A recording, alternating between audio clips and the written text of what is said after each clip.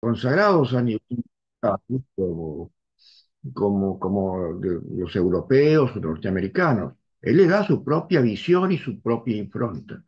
Yo también tengo ese perfil crítico en donde muchas veces sabemos y tengo esa orientación popperiana, ¿no? Sobre lo que son los marcos de reputación y desde el activismo, y donde siempre he considerado el derecho muy relativista. No, nadie es dueño de la verdad en final, pero sí todas las ideas, aunque sean muchas veces encontradas, abordan y enriquecen el debate jurídico para encontrar mejores soluciones. Juan Urieta se ha, sobre todo en la presentación de su libro Argumentar es comparar, que he tenido la suerte de leerlo, incluso me han invitado a presentarlo, podemos coincidir o no con él, pero lo que sí da son ideas, fuerzas muy bien fundamentadas, con ese buen manejo de argumentación que tiene Juan, y en donde muchas veces critica y no tiene, digamos, reparos en decir, bueno, serán, tendrán la trascendencia como pueden tener un Chen Perelman, como puede tener un Robert Alexi, como puede tener eh, un Tom Toplin en cuanto a cuestiones de argumentación. Pero yo veo también que hay ciertos defectos que no hace a esa comparación a que tengamos que quedarnos con esas respuestas como si fueran últimas palabras. Y eso hace también a que se avance las ideas de desarrollos. Por eso entiendo que es muy importante esta diplomatura que nos propone el doctor Juan, como también para poder ver una nueva visión, un pensamiento bastante sólido, en donde también, en base a elementos de reputación, dice, bueno, hay una verdad, pero yo voy a refutar esas verdades que muchas veces en cierto modo, ha, ha seducido a muchos juristas, de grandes pensadores.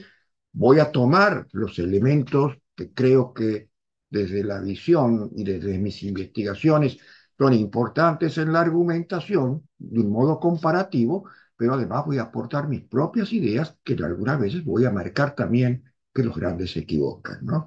Y eso no es fácil, no es fácil, por eso también es lo que hay que reconocer lo que hace el doctor Juan Ureta en ese sentido, con su experiencia y con un estudio profundo de esas cuestiones. Así que no voy a ser largo para que podamos también escuchar a los otros invitados. Celebro que ustedes hayan inscrito en este curso. Seguramente van a sacar muchas conclusiones de los debates y de las ideas que se esgriman, y donde vamos a hacer, digamos, un ejercicio dialéctico marcando tesis y antítesis, y donde vamos a tener, extraer una verdadera cuestiones de síntesis, buscando aquello que, como decía, vuelvo a repetir Popper, una verdad es verdad hasta que viene otra verdad que la refuta, la vence argumentativamente y se impone como nueva verdad hasta que venga otra, ¿no? Y ese es el relativismo que también tenemos en este mundo del derecho, y es por lo que felicito también al doctor Juan Ureta haberse animado a profundizar en esas cuestiones. Muchas gracias. Las gracias a usted, estimado maestro, doctor Eduardo Yudgar. Siempre presto para colaborar con la Academia Internacional y además un gran referente para nuestro grupo de estudios y para el trabajo de CIDET en 20 países, donde apreciamos y valoramos su obra como experto en derecho constitucional, no solamente como magistrado juez del excelentísimo Tribunal de Santiago de Estero de Argentina, sino también como un difusor permanente de las ciencias jurídicas a través de su participación en diversos foros internacionales. Particularmente hemos tenido la positiva experiencia de poder compartir con usted en un congreso internacional algunos meses atrás en República Dominicana, en lo cual usted pues corroboró esas cualidades de jurista y no solamente de docente, sino también de científico, ya que su saber es amplio y eso es reconocido en todos los escenarios. Estimado maestro, muchísimas gracias por darle esta apertura ideal a estos 8 módulos y 4 sesiones del que va a comprender este curso taller internacional. Un fuerte abrazo hasta Argentina, doctor. Lo invitamos, por favor, para que nos acompañe y ya, sin mayor preámbulo, dar la presentación correspondiente a nuestro director y además docente principal de este curso taller internacional. Nos estamos refiriendo al doctor Juan Ureta Guerra. Él es magíster en argumentación jurídica por la Universidad de León en España, es abogado por la Universidad de San Martín de Porres, es experto en Derecho Constitucional, Derecho Civil y Derecho Laboral, es profesor en Argumentación Jurídica y del Sistema Adversarial, es autor de textos y artículos de enseñanza que se utilizan en varias universidades nacionales e internacionales. Sus materiales vienen siendo utilizados en la Escuela Judicial de la Corte de la Suprema Corte de México y de la Escuela de la Corte Suprema de República Dominicana. Además cuenta con estudios especializados en derechos humanos y actualmente se desempeña como gerente de la Escuela de Estrategia, Argumentación e Inteligencia Artificial. El doctor Juan Ureta Guerra desarrollará entonces en forma integral el curso taller internacional en argumentación jurídica, razonamiento probatorio e inteligencia artificial. Argumentar es comparar. Bienvenido, estimado maestro. Tiene usted el uso de la palabra. Adelante, por favor. Muy buenas tardes a todos los presentes, especialmente doctor Eduardo Dulgar. Usted, sus palabras me conmueven, le agradezco infinitamente ese aprecio y esas observaciones que ha hecho conmigo. Espero merecer esos, esos elogios y ser realmente una buena opción. Muchas gracias, doctor, de acá desde el Perú. Un fuerte abrazo. Ya pronto estaremos viendo por Argentina. Bueno, y a ti, el doctor Walter Ceballos, director de este hermoso movimiento de capacitación internacional. Quiero decirles que estoy muy agradecido de este momento para poder compartir con ustedes las investigaciones que he realizado sobre este tema y que los aplico en mi vida profesional, pero también lo aplico en la enseñanza cotidiana que estoy realizando en la Universidad de Lima y otras instituciones donde yo puedo participar. Entonces, quiero ver si ya están viendo la diapositiva. A ver, Sí, correcto, quiero doctor. ver. Ya se está apreciando. Maestro, adelante, por Ya, favor. muy bien. Bueno, miren, yo tengo 40 años investigando esto. O sea, yo desde que entré a la universidad abrí el libro de English y no me gustó. Me dije, acá hay un problema y esto no funciona, debe haber otra solución. Y sí la hay, ¿no? Pero en principio está la retórica, pero ¿quién va a estudiar retórica antigua? Entonces, luego de eso comencé a estudiar qué cosas habían actualmente que pudieran decirse mejoran el pasado, y sí lo hay también, ¿no? Entonces, sí, es más, he ido viendo cómo se implementa. Inclusive en el año 2012 ya hice unos manuales mostrando cosas que no se enseñan en lengua hispana, como el modelo de Toulmin, el sistema de preguntas críticas de Walton, la narrativa de Adams, y no tuvo, digamos, tuvo mucho aprecio, pero no cambió la realidad. ¿Ok? ¿Por qué?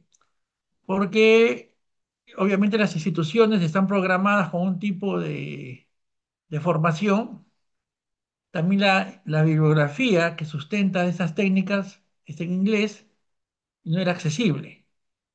Pero le voy contando que la inteligencia artificial creo que es un buen puente para poder utilizarla y actualizarnos en muchas cosas. Y voy a mostrarles cómo las estoy usando, tanto para la investigación como para desarrollar ya las técnicas propiamente dichas.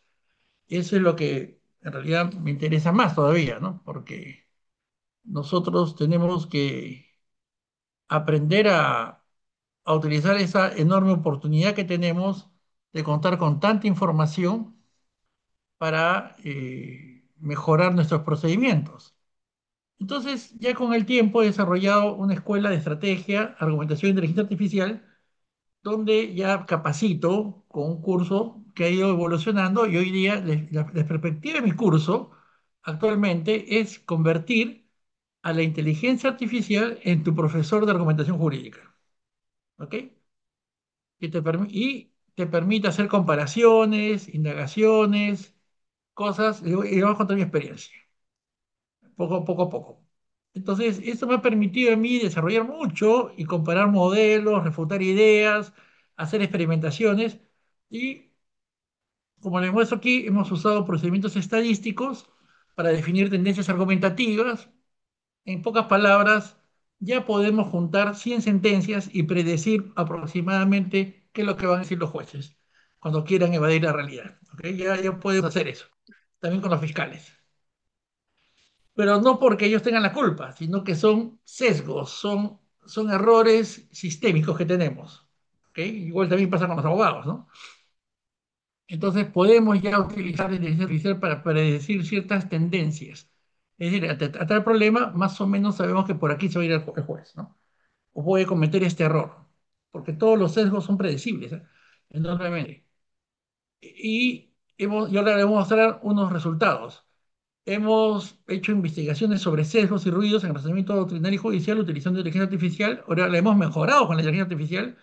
Hemos traducido textos también importantes y he desarrollado una estrategia para usar la IA para evaluar, redactar y corregir argumentos, que es lo que más o menos nos trae aquí. ¿Y qué hemos encontrado nosotros?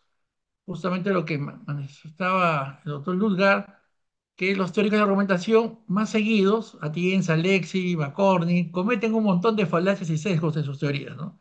O sea, no son la verdad pura, ¿no? Tienen muchos errores de prueba, de afirmación, maniobras que no deberían, que no son son cuestionables, especialmente en el ámbito judicial, ¿no? Si las copiamos, también terminamos equivocando a nivel judicial. Entonces los abogados y magistrados repiten esas falacias y sesgos en sus decisiones. Y la tendencia en la enseñanza es usar modelos condenatorios, que ahora vamos a ver lo que es gravísimo, excluyendo modelos de cambio de opinión ante evidencia. O sea, literalmente, actualmente todos los libros de argumentación jurídica nos enseñan a condenar sin oír a la otra parte y sin ver pruebas. Es terrible. Los modelos privilegian la condena sin prueba concreta y contraste con refutaciones. En pocas palabras, los libros de argumentación jurídica se han quedado en el modelo inquisitivo en su peor versión. Y se fomenta la redacción poco colaborativa y una lectura pasiva. Muy bien, entonces, ¿cómo explicar que eso pasa en nuestra tradición jurídica? Y un poco se debe a que nuestra tradición ha seguido un derrotero un poco equivocado. Entonces, como voy a utilizar muchas citas de autores de la otra tradición, del derecho consuetudinario cristiano, tengo que dejar en claro cierto marco teórico que los diferencia, porque una cosa es narrar bajo el método, lo que yo llamo el método de la escalera, que es lo que se usa en nuestros países, y otra cosa es narrar y argumentar en el método del círculo. Es muy diferente hasta la idea de conciliar. Entonces, quiero mostrarles lo siguiente. ¿A qué llamo el método? Y ese es el punto de partida para poder comprender lo que les voy a enseñar. Es decir, yo voy a enseñarles los elementos para que reconozcan los defectos del método de la escalera y del método del círculo, pero para que aprendan a comparar las bondades del método del círculo. Deben acercarse a eso. Mire, yo creo que llamo el método del círculo. Cualquier libro antes de 1780 y algunos en el lengua anglosajona después señalan que el debate judicial tiene un parámetro bien claro. Si del conocimiento del caso no sale la solución, o sea, la primera solución tiene que salir del caso mismo. Si no funciona eso, tienen que ir a los casos comparados. Si no funciona esa, a la ley, las máximas y la doctrina. Y si no funciona nada de eso, vuelve a revisar el caso. Y si no funciona, entonces hay que conciliar. Y hay que o buscar una solución de equidad. Pero el caso se acaba en esto. O sea, no hay más. El debate judicial se acaba con la conciliación, la solución adjudicativa o la solución de equidad. Ahí se acaba el debate judicial. Entonces tenemos que dominar las comparaciones con los casos semejantes, la ley, saber comparar ley con máximas, cómo usar la doctrina y cómo buscar la conciliación en caso que el asunto se vuelva muy dudoso o la- las fórmulas equitativas. En cambio, bajo nuestro sistema legal, que pretendió no ser así, dicho sea de paso al comienzo, comenzamos con un silogismo, justificación interna, justificación externa, justificación de la justificación Luego pasamos a epistemología, justificación, la justificación y así infinitamente. Lo llamo el método de la escalera, porque la discusión del caso se va a resolver con teorías cada vez más abstractas, más genéricas. Entonces, aquí, obviamente, la conciliación es una anomalía, la narrativa es solamente un enunciado de hecho y la argumentación se puede justificar con abstracciones. Aquí no, acá hay otro. Entonces, aquí, cuando digo narrar un caso, es algo que puede terminar en una conciliación. Acá, narrar un caso es algo que tiene que terminar blanco-negro, que alguien gane o pierde. Y eso cambia nuestra mentalidad tremendamente. Yo lo estaba a graficar del siguiente modo. El lenguaje en otro lugar está ese van práctico que tiene la resolución práctica con los elementos de justicia más de acuerdos, leyes, máximas, casos ejemplares. De ahí no salir. En cambio, el otro método destroza, que el debate vicial, el orden de filosofía, y es un voz, se desparece la visión de lo que es el caso mismo y cada año. Entonces, eso, y luego la idea de cambiar sociológica es otra. Entonces, vamos a ver acá dos ejemplos. No sé si alguien me puede ayudar leyéndolo. Mire, este es el de la izquierda es un texto típico de un abogado que instruye a los abogados en 1778, que hoy en día lo podemos encontrar en lenguas anglosajonas, hechos de paso, o nuevamente dentro de ciertas partes de la teoría de la argumentación, donde instruye cómo debe solucionar. Es un elemento típico de la gente del método del círculo. En Europa, el último que escribió así fue Portalis, ¿no?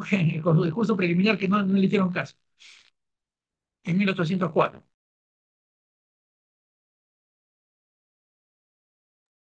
Doctor Juan, su audio, disculpe, no se le escucha. Gracias.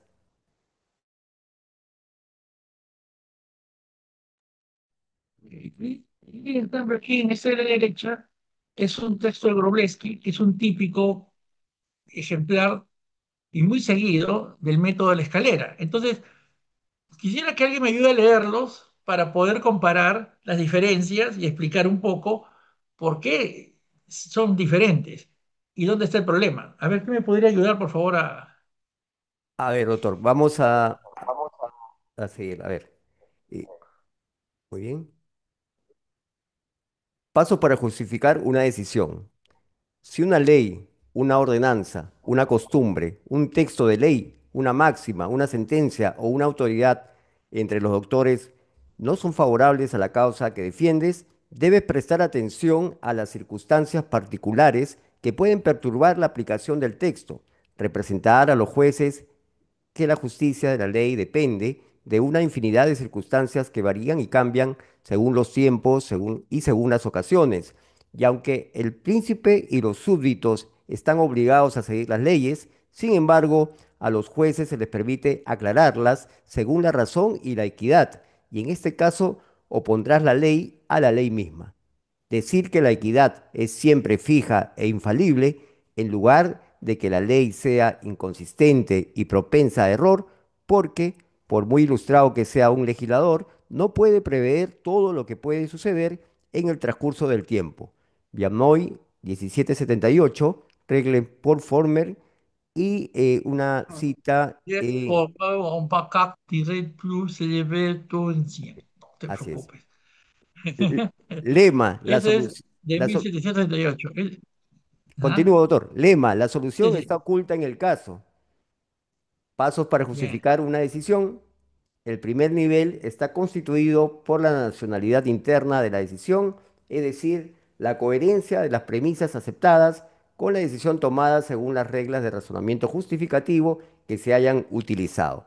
El segundo nivel se refiere a la justificación de las premisas de decisión desde un punto de vista crítico.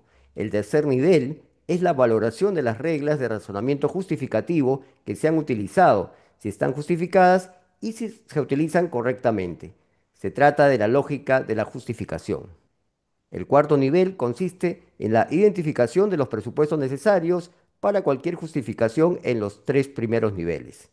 El quinto nivel es una identificación de las premisas últimas que justifican o explican la justificación realizada en los cuatro niveles anteriores. Dice lema, la filosofía aclara el problema. Muy bien, si ustedes notan, en el texto de Viernot está diciendo claramente, el problema se soluciona con equidad, y eso también incluye la conciliación. No está diciendo busca filosofía, principios de la razón práctica, no te vayas hasta el derecho natural, no te vayas a la teoría. No. El caso se tiene que resolver con la información que todos compartimos, que es la jurisprudencia, la doctrina, las máximas, y entre ellos tenemos que utilizarlo para resolver el problema. Y esto hoy en día en gerencia se conoce como convertir la organización en inteligente. ¿Por qué? Porque entre la teoría y la práctica la distancia es corta. En cambio, con el sistema de Brolesky, entre la solución y la teoría hay una distancia enorme y pueden agregarse más pasos. Es más, él ni siquiera da ejemplos, pero cuando él dice que el quinto nivel son las premisas últimas, puede ser que no lo sean y siga para adelante. Como el hermoso Código Civil argentino de Vélez Saifé que comienza con el concepto de ser, ¿no? Que es muy elevado, eso es metafísica. Y podemos ir más allá, la epistemología de la metafísica, la ontología, y podemos seguir, seguir, seguir. Entonces, el problema es que sí podemos intentar hacer esta exploración ad infinito, pero el tiempo es un factor, no tenemos tiempo para tanto.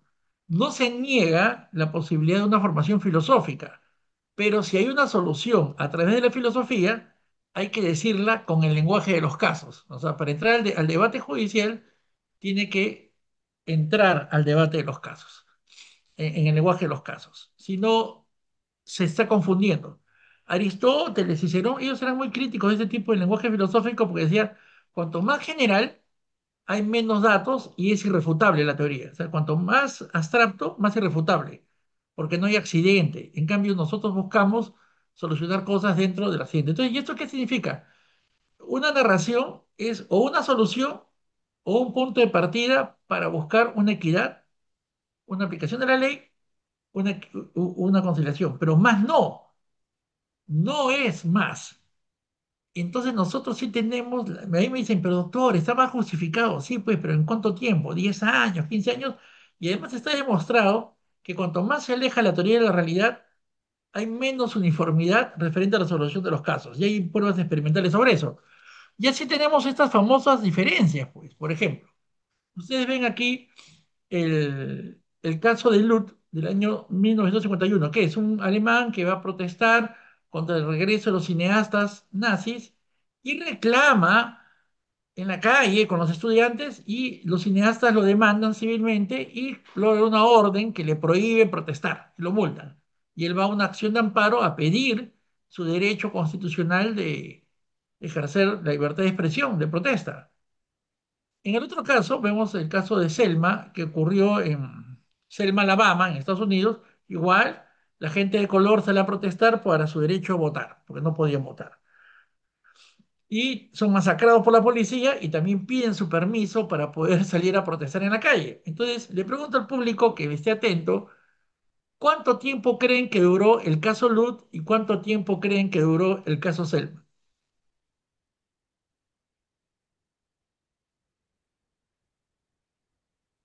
A ver, siquiera por mensaje, que pongan un mensaje de texto.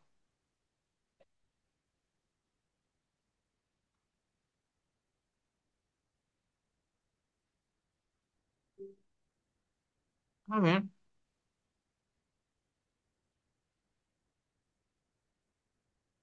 30 años. Wow. Sí, pues así, esas son nuestras expectativas de vida judicial, ¿no? Otro, por favor, para continuar. Álvaro Leal me dice 30 años. Gracias, doctor, por participar. Otro más. ¿Alguien más del Caribe? 5 máximo 10 años. Doctor Andrés Suárez. Muchas gracias, doctor. Bien, le voy a decir, el caso Lut duró 7 años. El caso Selma, 10 días. Esa es la diferencia. Y no es cultura, es un problema de metodología, de organizar el pensamiento y el debate. Acá 10 años y este 10 días. Y les voy a decir, la sentencia del caso Selma es una belleza de narrativa y argumentación comparativa. El caso Lut trata de ser un tratado filosófico y es horriblemente enredado. Bien, entonces vamos a ver qué está pasando ahí. Uno de los errores de nuestra tradición es que no distinguimos entre estructuras cognitivas y estructuras de comunicación, y ese sí es un gran problema. ¿Ustedes se acuerdan cuando Beccaria dice el juez debe hacer un silogismo para toda sentencia y no hacer el segundo silogismo? Bueno, ahí estaba en juego no solo un problema de redacción, sino también un problema de entrenamiento mental. ¿Por qué? Miren, las estructuras cognitivas nosotros las usamos para organizar la información que viene de la realidad y para buscarla. Son nuestros patrones para organizar este infierno que es la realidad. Viene con datos, datos, datos, seleccionamos, voces discrepantes. Entonces, una estructura que a la vez es cognitiva y de comunicación es la narración. Otra es el pensamiento lateral, el diálogo crítico, o sea, simulo un diálogo en mi cabeza, hago deducciones lógicas o hago algún tipo de organización conceptual. Hay varios patrones para poder entrenar el cerebro y darle flexibilidad e inteligencia. Esos son las estructuras cognitivas. En cambio, yo puedo narrar, comunicar mi información a través de un texto narrativo, un texto divergente, un texto que simula un diálogo, un texto deductivo, una exposición, ¿no? Entonces, ¿cuál es el problema? Que en nuestra cultura jurídica, a partir del año, especialmente 1780, todo esto se estudiaba en la retórica y luego esto fue desaparecido. Esto fue desaparecido, ya. Esto desapareció y solo se quedó con esto, tanto para la redacción como para el entrenamiento. Entonces, los libros de retórica que tienen narración, diálogo, comparación, que son muy entretenidos, desaparecen porque los hacen los curas, los ministros, y a partir de 1840 aparecen los libros de lógica jurídica. Ahí les voy a dar, tengo una bibliografía, dos libros, uno en Francia, otro en Canadá, que son solo lógica y de la más pobre, triste. Los ejemplos se vuelven demasiado simples y solamente es un recetario de unas cuantas reglas que ni se sabe si se aplican.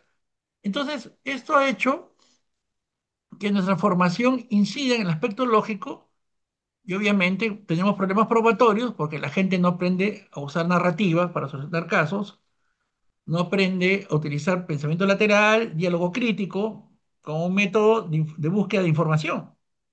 Solo se queda con deducción lógica y su hermanita, que es la inducción y la aducción. Pero eso es poquito, es un pedacito de un entrenamiento más grande que antes había. Y hoy en día, obviamente, se está tratando de retornar a este tipo de entrenamiento más rico que ha logrado ya prácticamente restaurarse en lengua inglesa, pero nosotros no. Entonces, aquí les estoy dejando la diferencia entre una estructura cognitiva y una estructura de comunicación. Ahora, entrenamos las estructuras cognitivas con estructura de comunicación, por supuesto, pero la única forma de que aprendas a pensar críticamente con diálogos mentales es participando en diálogos reales, debatiendo de manera real, no hay forma, ¿no? La única manera que aprendas a usar narraciones es no solo redactando narraciones, sino contándoselas a otros que no te crean, ¿no? Muy bien. Entonces, eso requiere un entrenamiento muy distinto al que estamos recibiendo. Una de las estructuras, por ejemplo, más importantes para mí es el de la narración. Es fundamental. Y en realidad es, digamos, junto con el diálogo crítico, de las más antiguas que tenemos en nuestro cerebro. ¿Ok? Como la civilización se ha formado narrando y dialogando, nuestro cerebro está muy adecuado a usarlas. Entonces, imagínense un montón de ropa desordenada, que son los datos que vienen de la realidad, a ordenarlas a través de una narración. Vamos a poder saber qué comienza, cuál es el comienzo, cuál es el final, y fundamentalmente qué pruebas van a corresponder a cada parte, porque en la narración nos vamos a dar cuenta que somos unos fabricantes de pruebas. Entonces, nos ayuda a organizar hechos, a dotar de sentido a la información que viene de fuera, a explorar perspectivas, identificar consecuencias y como lo comparamos con otras narraciones que están en nuestra mente, sabemos si falta algo o no. Entonces, eh, fundamental. También tiene aspectos emocionales, pero define estrategia, es un método de solución, muestra una comprensión del caso, ayuda a insinuar las pruebas, tiene impacto, por supuesto, pero aquí viene lo que les quiero contar. Una narración sin pruebas es muy persuasiva, pero es como si fuera propaganda, ¿ok? Es como cuando yo digo Pedro mató a Manuel, es una mini narración, pero es igualito a decir tu banco amigo, el sabor que todos prefieren, dura 100% más, es como un eslogan. Una pequeña narración sin pruebas es un eslogan comercial, así de simple, tiene un impacto persuasivo, pero no dice nada. Una narración con prueba es como un informe. Lo compré, me funcionó 10 veces y tengo un certificado notarial, pero solamente nos da un informe, ¿ya? Que nos pone en un momento de la situación, nos da un momento del hecho. Yo puedo decir, Pedro mató a Manuel y está confirmado por un testigo. Ahí la narración tiene pruebas. Pero a nosotros lo que nos interesa es el paso 3 que los retóricos y los del método del círculo exigieron. ¿Por qué? Porque justamente para no perder tiempo, porque en el método del círculo lo que interesa es el tiempo, decía, la narración y la deducción tienen que tener prueba y refutación. Entonces yo tengo que, y ahí ya la narración es parte del juicio, es un juicio mismo, en sí mismo ya es un juicio. ¿Por qué? Yo digo, lo compré, me funcionó, lo certifiqué, pero mi adversario dice que la muestra fue sesgada. ¿Ok? Entonces ya hay un juicio, hay un elemento para analizar, que y no solamente de accionar. Entonces, es como decir, el acusado estuvo en casa todo el día, como muestran las cámaras, aunque el testigo dice lo contrario. Se demostró que estaba equivocado por la hora del testimonio. Entonces, yo puedo hacer un juicio del asunto, puedo tomar un partido. Al método del círculo le encantan las narraciones con prueba y refutación. Al método de la escalera le encantan las narraciones sin pruebas y las justifica con alegaciones de otro tipo. ¿Ok? Y lo mismo pasa con el silogismo. Un silogismo sin prueba es un eslogan comercial, como el que estudia triunfa, ¿no? Si yo digo, el juez prevarica 1 año de cárcel, el juez prevaricó, el juez tiene 1 año de cárcel, como dice Atienza, esa sola expresión es un eslogan comercial, es métalo preso, cómpralo, ¿no? O sea, es un impulso que nos está dando. Si yo le pongo pruebas, ya es una hipótesis, como decían los griegos en la retórica. Si le pongo pruebas, es una hipótesis. Yo puedo decir, si el juez prevarica 1 año de cárcel, como dice la jurisprudencia, el juez prevaricó, y la ley, pero el juez ha prevaricado tal como se muestra en la sentencia donde cita una ley derogada y el juez tiene 1 año de cárcel. Hasta ahí es una hipótesis, porque falta oír lo que dice la otra parte, ¿no? En cambio, cuando el silogismo tiene prueba y refutación, recién es un argumento. Ese es el estándar de Tulmin, recuperado a partir de 1958. Entonces es como decir, todo estudiante que dedica 4 horas mejora, salvo casos con trastornos de atención, según el estudio X y la revisión Y. ¿Ok? Entonces, es lo mismo. El juez prevaricó tiene 1 año de cárcel, el juez prevaricó conforme se acreditó en la sentencia donde cita la ley derogada, pero el juez merece 1 año de cárcel, pero él sostiene que usó una plantilla. Entonces, la deducción se convierte en argumento, porque compara los pros y los contras. Entonces, esas son vidas paralelas. O sea, en el método del círculo, la narración sin pruebas es eslogan. Con pruebas es un informe, con pruebas y es un juicio, ¿no? Con pruebas y refutación y es un juicio. Lo mismo pasa con el silogismo. El silogismo sin pruebas es un eslogan comercial. Y ahora vamos a ver más sobre eso, porque tiene el efecto eco, el efecto atmósfera. Con pruebas ya es una hipótesis que se puede discutir. Ellos, los retóricos, lo llamaban epiquerema durante más de 2000 años y en lengua anglosajona se tradujo luego como argumento extendido, ¿no? Silogismo con pruebas, ¿ok? Argumento extendido. Y ya cuando tiene la prueba y la refutación en el mismo componente del silogismo, ya se convierte en un argumento.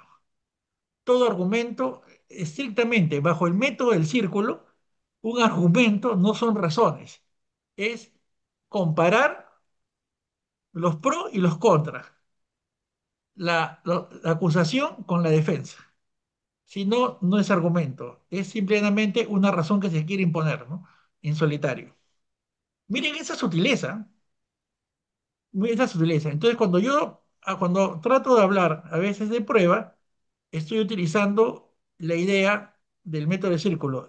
Para mí una narración siempre va a ser con pruebas y refutaciones. Sino, esa es la que estamos buscando y queremos conocer. Y un silogismo es, cuando yo digo silogismo como argumento, me estoy refiriendo a algo parecido al modelo de Toulmin o el epiquerema retórico que exige prueba y refutación, ¿ok? Y a eso es lo que estamos llegando, a lo que tenemos que buscar. Muy bien. Entonces, la lógica y la narrativa, cuanto más se alejan de la prueba y la refutación, son más persuasivas, pero cercanas a la propaganda. Y no queremos que la gente sea condenada por propaganda. El problema es que la propaganda vence cuando se defiende la narración, la deducción, que no tienen pruebas, magnificando pruebas, agregando afirmaciones sin pruebas, falsas analogías, ejemplos imaginarios, discursos eco, maniobras descarriladas, tergiversando las regulaciones, etcétera. Eso vamos a verlo ahora que se comete mucho. Entonces, la objetividad y la justicia se consigue en un diálogo crítico reglado que impida las maniobras propagandísticas y efectistas que ahora tenemos, ¿no? Que las llamamos falacias, maniobras descarriladas, sesgos, etcétera, que vamos a ver. Pero ¿qué ocurre? Yo les puedo enseñar a ustedes todas las técnicas para decir la verdad y la justicia, pero no tienen tiempo para usarlas. No hay tiempo. Entonces tengo 10 casos y ya comienzo a usar plantillas, leo superficialmente. Entonces aquí es donde viene la inteligencia artificial. Aquí quiero que me presten atención. ¿Ya? Miren, ¿cómo nos puede ayudar la inteligencia artificial? Y a partir de aquí, lo que viene, obviamente varios de esos cuadros los he hecho con inteligencia artificial, dicho sea de paso, ¿no? Y ya le estoy convenciendo de mi teoría. Entonces, esta es una narración. Acá hay dos narraciones, si me permiten explicar. Esta narración no es la sentencia, es una sentencia, pero es una narración corregida por la Academia de la Magistratura, ¿ok? Hace un buen tiempo, todo esto. Se los voy a dejar de diapositiva para que lo puedan leer. Si se los leo ahorita, me los canso. Entonces yo conozco la teoría de Adam para hacer narrativas. Y yo sé de paso también explicaciones, descripciones, también argumentaciones, diálogos. Es una teoría de los géneros textuales, ¿ya? De los tipos textuales. Muy importante, porque ya utilizó eh, ciencia cognitiva para poder decir cuál es la mejor división de una historia, y él concluyó en que lo mejor es situación inicial, desarrollo, desenlace, situación final y evaluación. ¿Ok? Y eso también lo subdivide. Entonces, yo uso la técnica dada y consigo, con mucho, pero mucho esfuerzo, hacer este resumen. Esa nueva versión que resulta más cómoda, más entretenida, más leíble, presenta mejor las pruebas, no confunde, es mucho más fluida. Eso lo van a leer. Pero me tomó exactamente 2 semanas más o menos pulirla, ¿no? Volver, porque uno se cansa, tiene que hacer otras cosas, vas y vuelves. No hay manera que te enfoques en esto desde un solo. desde un solo tirón. Tampoco era experto, nadie me había entrenado en esto. O sea, yo cogí la teoría y la comencé a aplicar y a descubrir cómo se aplica, ¿no? En derecho, más aún que no había nadie que lo haga.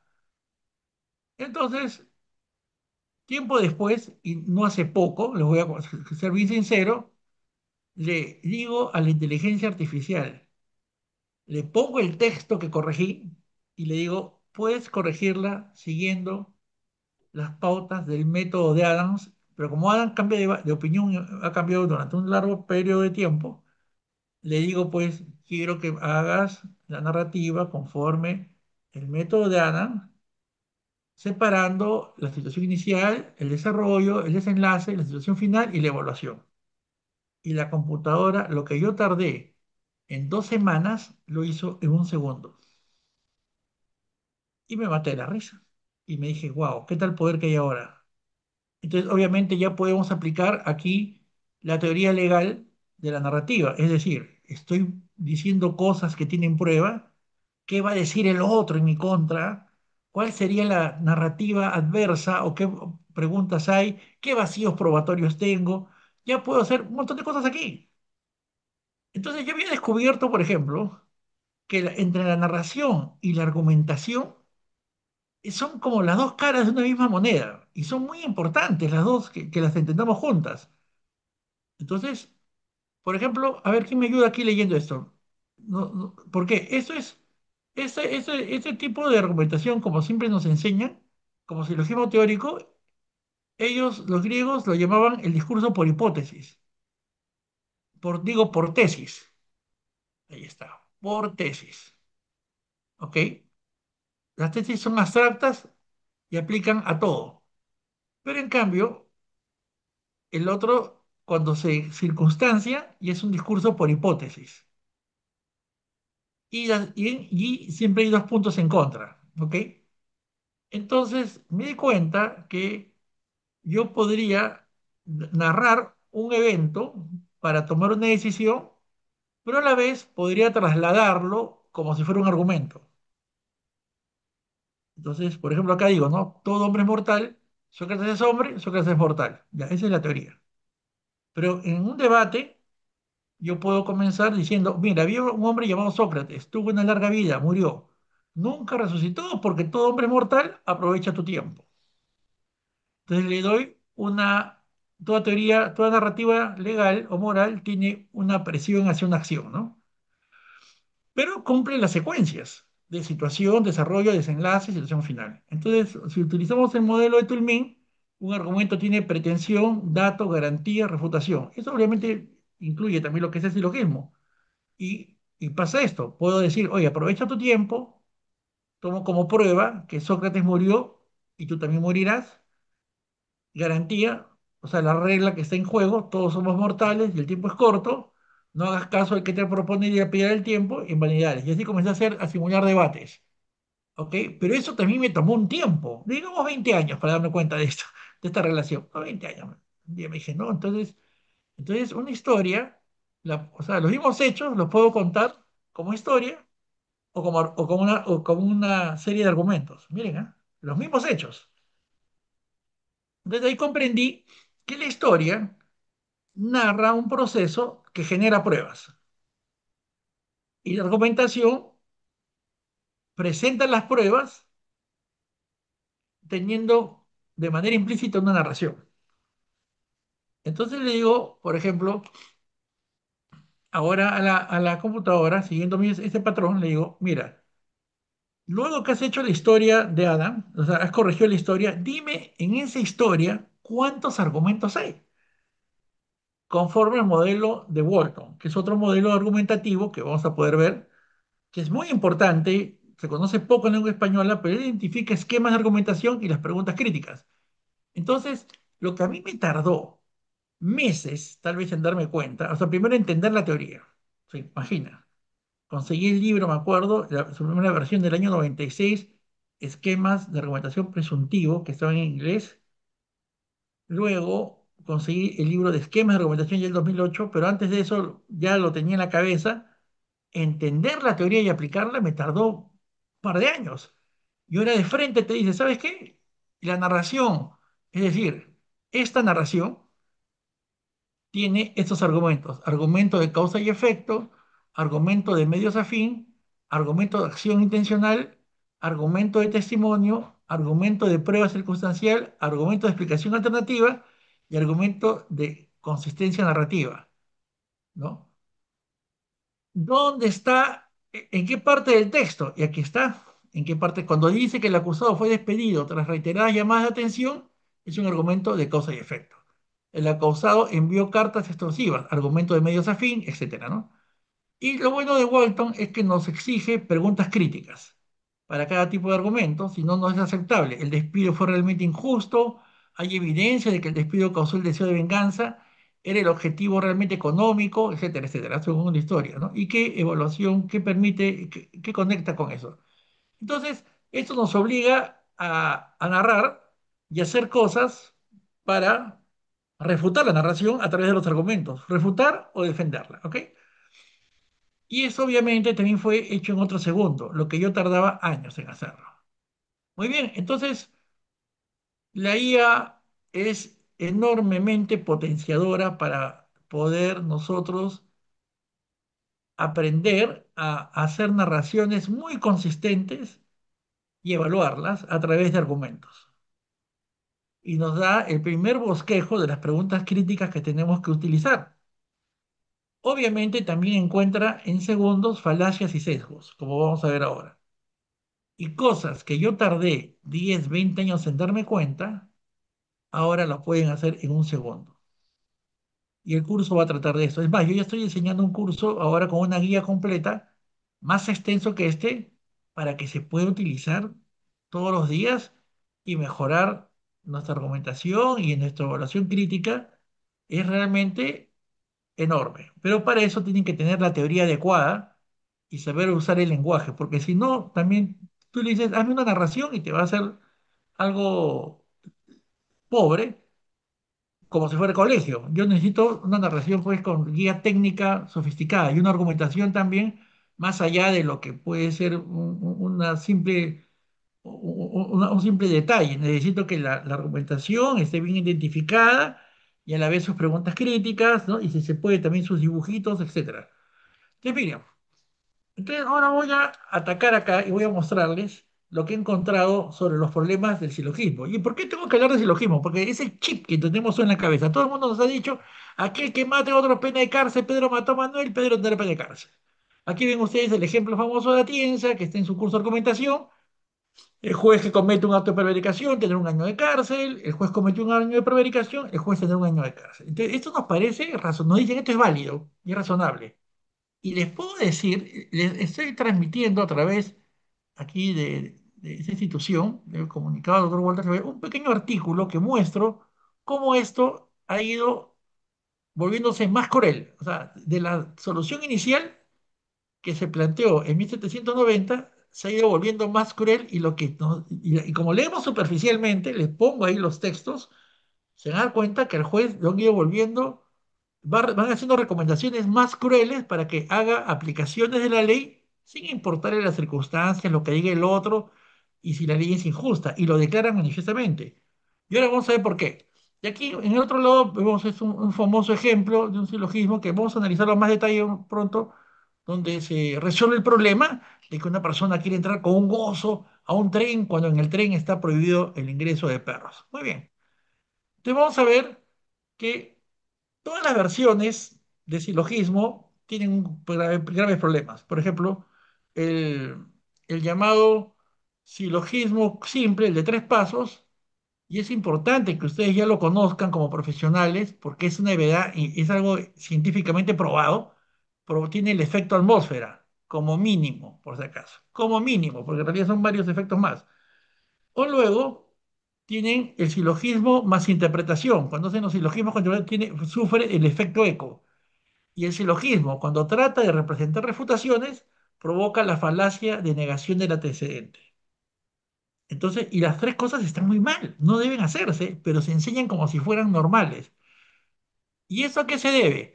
A que todos los silogismos que están en los textos y estuvieran en una sentencia los leemos con provocan el efecto eco, falacia narrativa, el efecto atmósfera, porque nosotros sufrimos de varios sesgos. Ejemplo, el sesgo del encuadre, tenemos el sesgo de planificación, etcétera. Vamos a ver, nuestro cerebro los lee mal, nuestro cerebro los lee recontra mal.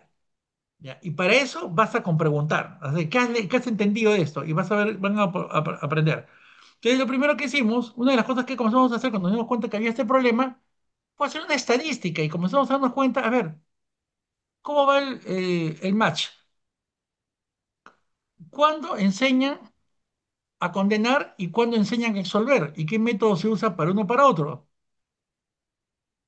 Y nos dimos cuenta que la mayoría, si no la totalidad de los autores, enseñan solo a condenar. O sea, si ustedes revisen a Tienza hoy día en su casa y busquen un ejemplo de absolución, en cualquiera de sus libros, ¿ya? Busquen en Alexi un ejemplo de absolución, en cualquiera de sus libros. En Nino, tampoco. En Alchorrón, tampoco. Acaba de salir un libro en México, es una exposición mínima de argumentación, solo condena, condena, condena. Hay otro de Brasil que acaba de salir en Risley, solo condena, condena, condena, condena. Me traje el último libro en Francia, el 2023, de Cassier, de Silogismo Jurídico, condena, condena, condena, condena, condena, y nunca muestran una solución. Y las pocas veces que lo hacen, por ejemplo, English, García Amado, lo hacen pero de una manera tan enredada que más da ganas de condenar. Eso lo vamos a ver en un momento dado. Y esto es grave, esto es terrible y es tan alejado de la práctica que aquí tienen ustedes en mi libro Argumentar es comparar, que les voy a mandar el primer capítulo donde trato este tema, por si acaso pongo qué libro y en qué página está el ejemplo condenatorio, ¿no? O sea, esto lo he buscado libro por libro. Legas la Cámara, todos, todos, todos, todos. Hasta que encontré también el primer ejemplo, que es de un tal Garnaud en la Asamblea Constituyente de 1789, que dio el primer ejemplo de silogismo, porque ni becaria lo tiene, ¿no? Entonces, pero ustedes pueden decir, el doctor Ureta está exagerando, debe haber más libros. Yo los reto a que busquen los ejemplos de absolución en cualquier libro de argumentación jurídica. En serio. McCorney, este, Atienza, Lexi, Gascón, Avellán, busquen, busquen, y no va a haber. Entonces, yo le pregunto a la inteligencia artificial, dime, analizando los ejemplos de silogismo judicial a los cuales accedes, ¿puedes determinar si existe mayor número de ejemplos condenatorios o absolutorios o existe proporción? Si es posible, brinda porcentaje sin usar como fuente y argumenta. O sea, mi página web, porque ya estaría sesgado, pues, ¿no? Ya en mi, mi página web ya, obviamente, cuando se lo dije, sin i argumenta, me dice, y argumenta dice que es más. No, no, por favor, no me tomes como fuente. Busca otra fuente. Y me dijo, condenatorios está entre un 90-95% y absolutorios entre 5 y 10. Y lo dice, raros, más complejos de estructura lógicamente. Y eso que esa es una estimación, yo para mí un poco equivocada, pero bueno. ¿Quién entenderá, pues, por ejemplo, absolutorio? Pero el asunto está de que dice dominante en manuales, clases y ejercicios. O sea, hay personas que están aquí ahorita presentes que en su vida han visto un ejemplo absolutorio en un libro. No pueden haberlo encontrado, ¿ok? Entonces, miren, la inteligencia también nos ayuda a hacer estadística, pero no acaba ahí, ¿no? Ni dice, ¿qué ejemplos de dónde has sacado? Del Manual de Derecho Penal de Klaus Roxin, obras de Tarufa, Ferrayoli, Winter, Vives, Antón, jurisprudencia peruana comentada, implicaciones pedagógicas. Es una formación sesgada, un déficit argumentativo y hay que incorporar ejercicios. Ahí yo concuerdo perfectamente. Pero ahora fui más lejos también. Y comencé a contar las palabras, cuántas veces aparece la palabra absolver. Por ejemplo, en el libro Autoridad de Argumentación, muy famoso de Alexi, que lo han leído jueces, fiscales, han obligado en las escuelas de justicia de toda Latinoamérica que lo lean, nunca habla de absolución o absolver. ¿Ok? Y referente, y atienza solo tres veces cuando y citando a otras personas. O sea, a estos señores no les interesa resolver y creen que es algo fácil, pero tampoco lo es, ¿no? En cambio, condenar 10 veces y hasta un poco más a Lexi y 92 veces a Tienza. O sea, ya es una metralleta de condenas. Y luego viene cómo reemplazan la realidad con palabras. Como no hay pruebas, dicen siempre, frecuentemente, a menudo, se supone, es necesario, es obvio, y obviamente no es obvio, y simplemente no es obvio. Y luego dicen, ejemplo, y 201 veces y 727 veces. Y les digo, lo que señalan como ejemplo jamás es un ejemplo, son imaginarios también. Entonces nos enseñan a discurrir, en vez de pruebas, digo, lo que se me ocurre, pero siempre, pero es obvio, lo vuelvo indiscutible, ¿no? ¿Quién discute contra algo que ocurre siempre? ¿Quién discute contra algo que es obvio? ¿No? Entonces nos bloquea la capacidad crítica. Están haciendo deducciones, pero no están utilizando, no están fortaleciendo nuestro ejercicio crítico, ¿no? Ahí está el tema. Entonces, cuando se, cuando se llena la cabeza con un tipo de solución, ya no hay tiempo para poder, ni espacio para atender el otro tipo de solución. Es decir, como señala Watson en un estudio que hizo, si la solución así sea equivocada ya está en nuestro cerebro, es bien difícil que las personas le den espacio a una solución correcta.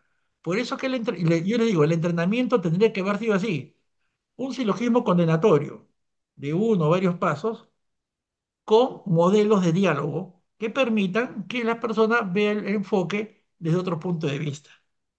Porque en cierta manera ese es el error de la educación que hemos tenido. O sea, el problema del método de la escalera es que no enseña el método del círculo.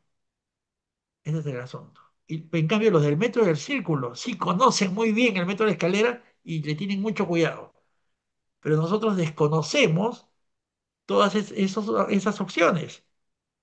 Y eso está muy mal, eso es deformante y se nota en la práctica por la debilidad probatoria, la dilación de los debates, la terquedad, la dificultad de atender refutaciones ante evidencia. Y se muestra a través de cosas como esta. Como acá tenemos hermanos de varios países, pero aquí en el país, en el Perú, por ejemplo, la fiscalía sale, más de 2.000 implicados fueron condenados por actos de corrupción. ¿Y cuántos fueron absueltos? ¿4.000? ¿8.000? ¿10.000? Absolver también es un logro, ¿ok? Pero lo ven como un error. ¿Y cuántas de esas absoluciones fueron por sentencia? ¿Cuántos fueron por sobreseimiento? O sea, ¿cuánto te diste cuenta? Entonces nuestra mentalidad, ¿y qué ocurre? El que solo busca condenar y no ve el punto de vista contrario, se va a equivocar al seleccionar pruebas.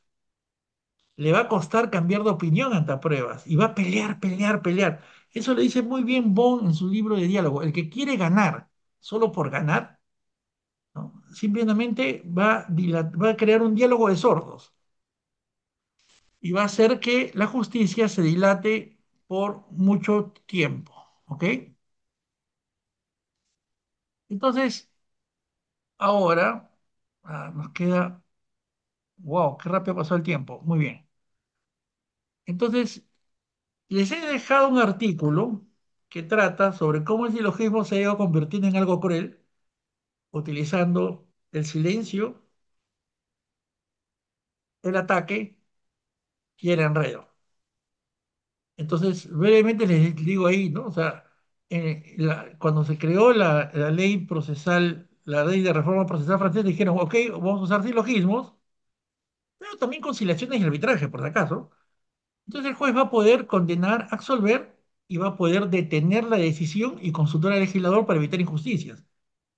O sea, el primer juez de 1790 dice, oye, no queremos que hagas injusticias, aplica la ley silogísticamente para absolver o condenar, pero en caso de dificultad, consulta al legislador.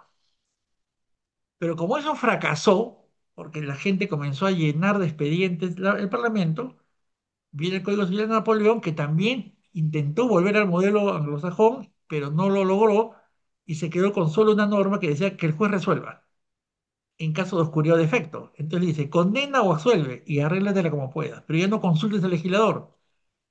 Y a partir de ahí, como eso era muy difícil, dijeron, bueno, que también interprete. pero ya los textos solo se dedican a mostrar ejemplos de condena y surge un discurso de elogio al juez que condena con ley injusta. Savigny, bueno, y antes Kelsen también, comienzan a elogiar que el juez que aplica una ley injusta hace algo ético porque garantiza la seguridad jurídica. Y eso va paralelo también con una exaltación a la guerra. Entonces los ejemplos de absolver también desaparecen.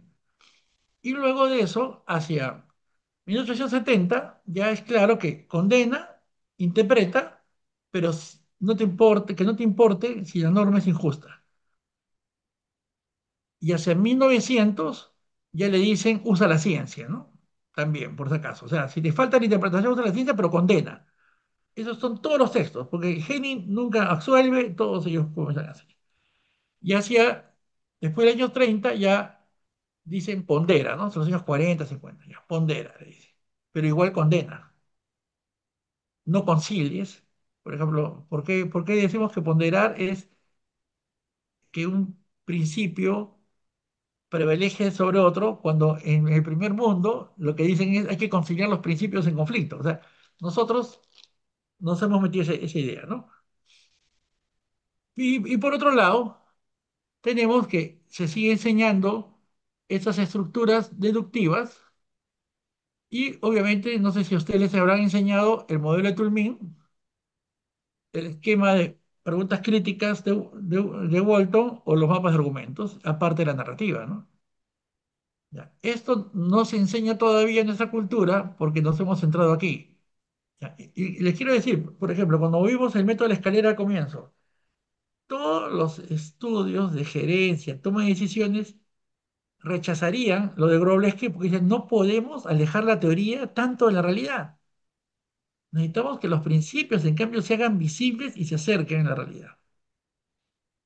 Y tienen los desarrollos que permiten eso. Pero nosotros nos hemos quedado con un modelo que aleja a los principios de la realidad desde 1800. Entonces estamos, y lo han defendido a muerte, de- pese a que contiene una serie de errores. Entonces, miren, quiero hacerles una prueba pequeña para que se den cuenta de la magnitud del asunto. Entonces, por favor, quiero que participen con esto. Y los que ya conocen eso, porque lo han visto en un video mío, por favor, se queden calladitos, porque los que no están aquí presentes, los que están nuevos, tienen que responder espontáneamente. Miren, este es un ejercicio que lo hace Atienza, Gascón, muchos profesores, de Galacambre, etcétera. ¿No? Dice que un hombre llega a la estación del tren con un oso y quiere entrar con el oso y el tren dice prohibido ingresar con perros. La pregunta es, ¿puede o no puede entrar? A ver, soluciones, ahorita rapidito. ¿Quién me da las soluciones?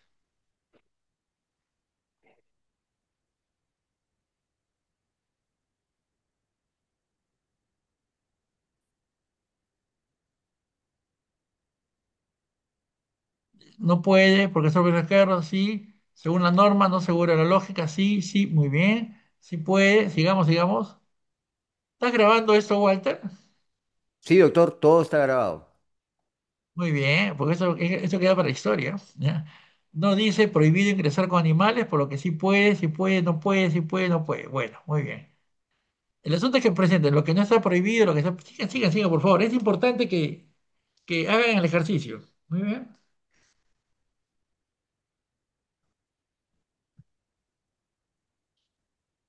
A ver, yo siempre uso este, a ver, para los que faltan. Son tantos que deberían todos tomar un partido, ¿no? Algo así. Lo siento, señor. No puede entrar con ese oso. El cartel dice perros y esto es un oso. A ver qué opina la gente. ¿Se escuchó? Sí, sí, doctor, correcto, correcto.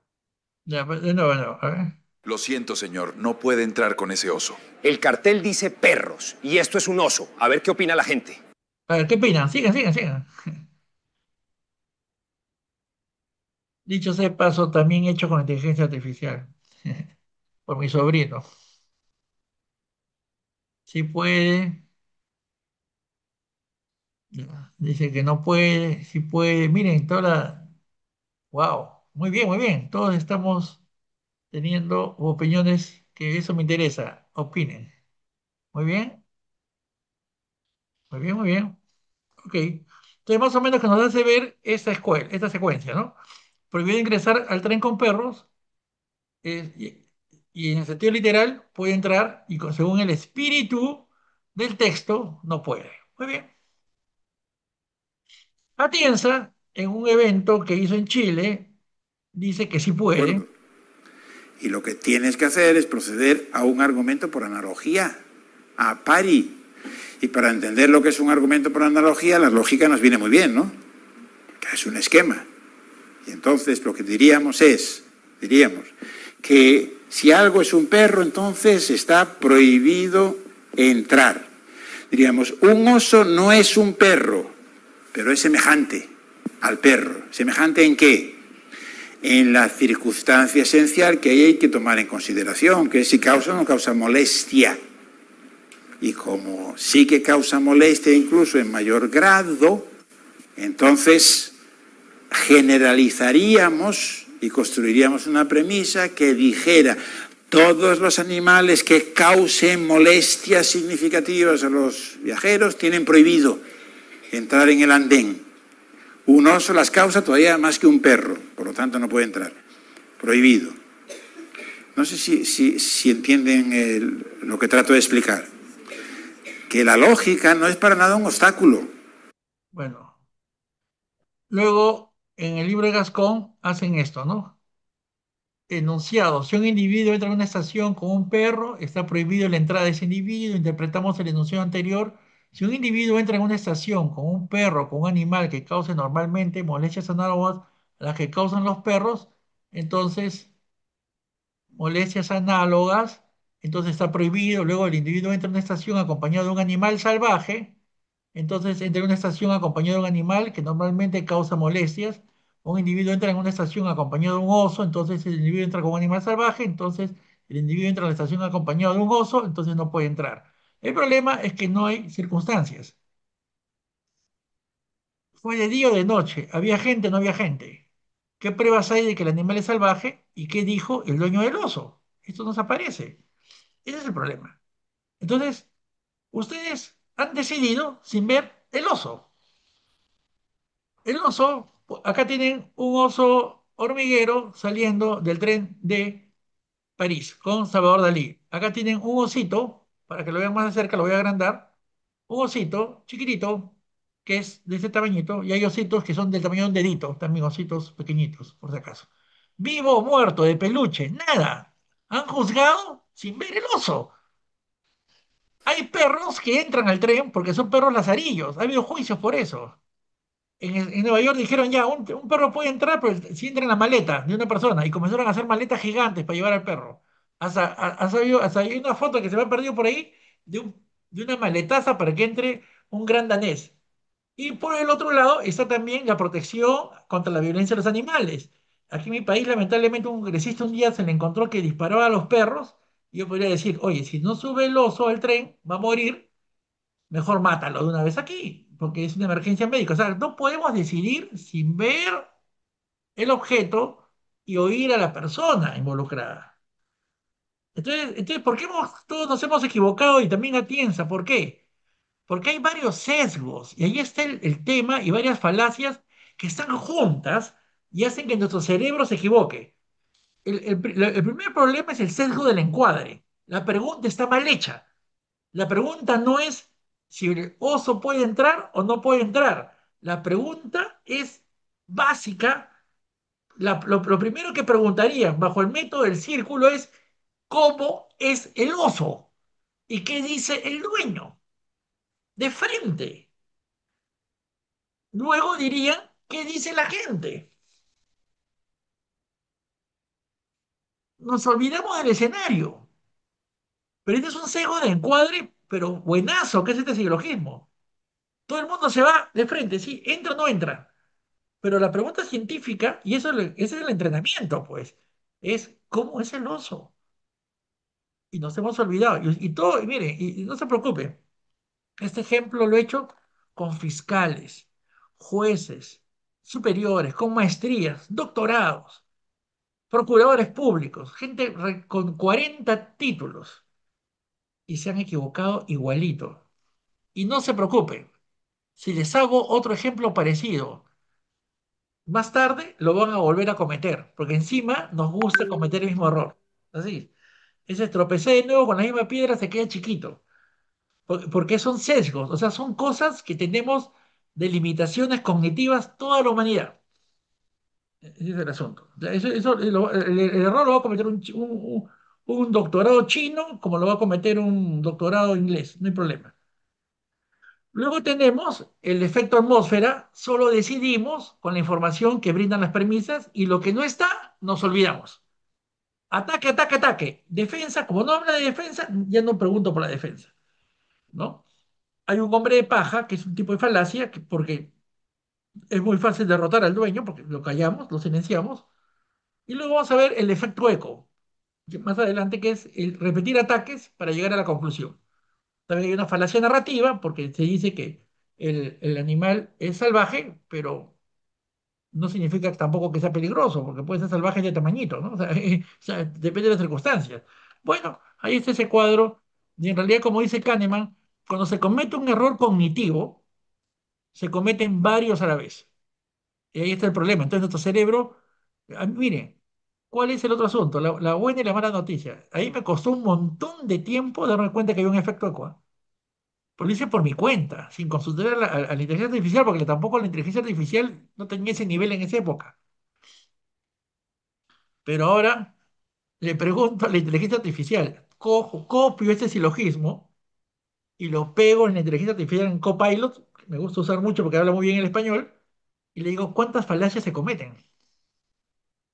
Y me saca falacia y la afirmación del consecuente, que estoy de acuerdo, petición del principio, estoy de acuerdo, falsa generalización, falsa dicotomía, apelación a la autoridad, negación del antecedente, carga de la prueba invertida. En cuanto a falacias, ¿ah? O sea, encuentra esas 7 falacias. Yo le encuentro dos más. Es cuestión de discutir con la... Entonces, y si le pregunto, ¿cuántos sesgos tiene? También me saca 7 sesgos, ¿no? Eso es lo importante. Entonces, y ojo, y lo estoy aplicando en sentencias, lo estoy aplicando en textos de doctrina. ¿Qué sesgos y falacias hay? Y obviamente también en mis libros. Digo, ¿qué sesgos y falacias he cometido, ¿no? Al redactar? Y me pulo porque obviamente tengo que corregir mi nivel de redacción para que sea objetiva, colaborativa, útil y no manipulativa. Yo estoy tratando de quitarme el discurso, la palabra es obvio. La verdad es que nada es obvio. Hay que tener pruebas, hay que tener examen crítico, ¿no? No, no, o sea, estoy tratando de no cometer los errores que yo que he identificado en los autores, en las sentencias. Muy bien. Entonces, el efecto atmósfera. ¿Cómo ocurre el efecto atmósfera? Es muy interesante eso, ¿ah? Porque tiene que ver mucho con también la propaganda. Miren, hijo, este ejercicio se me ocurrió hoy día. Miren ustedes. Nosotros, lo que primero que nos van a decir es el silogismo judicial es científico. Claro que es científico el silogismo, pero no porque sea científico es bueno. Porque miren, por ejemplo, una afirmación científica es la siguiente. Entre Lima, mi capital, y la ciudad de Ica, donde hay unas hermosas playas y restos arqueológicos de una cultura paracas, existen 350 kilómetros. Entonces yo puedo afirmar científicamente, de Lima a Ica son 350 kilómetros. Si viajo en auto a 200 kilómetros por hora, llegaré en 1 hora con 20 minutos. Yo también puedo decir, los hisopos radioactivos matan bacterias. Si mi radio, mataré todas las bacterias de mi cuerpo y me quito la diarrea, o sea, me quito el mal del estómago, ¿no? Ahora, si me recetan una pastilla por día durante un mes, si tomo las 30 en un día, me curaré más rápido. Esa es otra información científica que parece científica, menos que la otra, pero ahí va por ahí. Entonces, si yo digo, la ley dice que el que comete prevaricato debe tener pena de cárcel de un año, el juez cometió prevaricato, entonces merece pena de cárcel de un año. Es tan científica como las anteriores. Estoy afirmando consecuencias, hechos, reglas, no importa. Pero en el primer caso, la realidad va a ser que me estrelle. Si yo creo en eso y me lanzo a la carretera, me voy a matar a los 3 kilómetros o al kilómetro. a 250 kilómetros me voy a estrellar y voy a matar. Porque en la realidad hay una serie de obstáculos. Si me irradio hisopos en el cuerpo, me va a dar cáncer. Mato las bacterias y me mato yo. ¿Ya? Y si me tomo las pastillas, me mato en vez de curarme. Entonces, ¿qué ocurre? Las generalizaciones científicas, que son válidas, todas las disciplinas han aprendido a atenuarlas con la realidad. Así de simple. Todas las ciencias saben de los límites. Había un autor, no me acuerdo su nombre, que tiene un libro que se llama Sobre la incertidumbre. Dice, yo puedo decir que voy a medir una pared con una onda de 8 millones de micras, una cosa así. Entonces, si yo lanzo esa onda contra la pared, voy a provocar una explosión atómica. Dice, o sea, no todo tiene un margen. Es como que yo diga, 2 más 2 es 4. Ya. En un cuarto hay dos gallinas y dos leones. ¿Sigue habiendo cuatro? No, no va a durar mucho tiempo eso. Entonces ya no ese cuatro está en tránsito a ser dos. Lo mismo pasa si yo digo 1 litro de agua con 1 litro de alcohol. Si los mezclo, va a vaporizarse el alcohol y va a haber menos cantidad. Entonces, todas las disciplinas del mundo han progresado dándose cuenta que las afirmaciones genéricas, teóricamente correctas, tienen límites en la práctica. Es más, ¿qué es ser experto? Dice, el experto es el que sabe cuándo la teoría no se aplica. Eso te demuestra. Y no debería avergonzarnos. Entonces, pero ¿qué pasa cuando yo digo un silogismo abstracto sin pruebas? ¿Qué parte de la realidad me va a estrellar en la cara para darme cuenta que es una afirmación equivocada? ¿No? Ese es el debate judicial. El debate judicial va a probar si ese silogismo es una hipótesis con la cual me voy a estrellar de cara, ¿no? Entonces, para hacer los silogismos cortos, solemos decir, pero mató a otro, o como hace Alexi y English, es un desgraciado maldito que a traición en la noche, siempre agravándolo, ¿no? Pero rara vez se cuenta una historia como ocurre en la realidad. Mire, era un buen hombre, trabajaba en su casa, el lunes va a trabajar a su oficina y mata al jefe, ¿no? Por celo, lo que sea.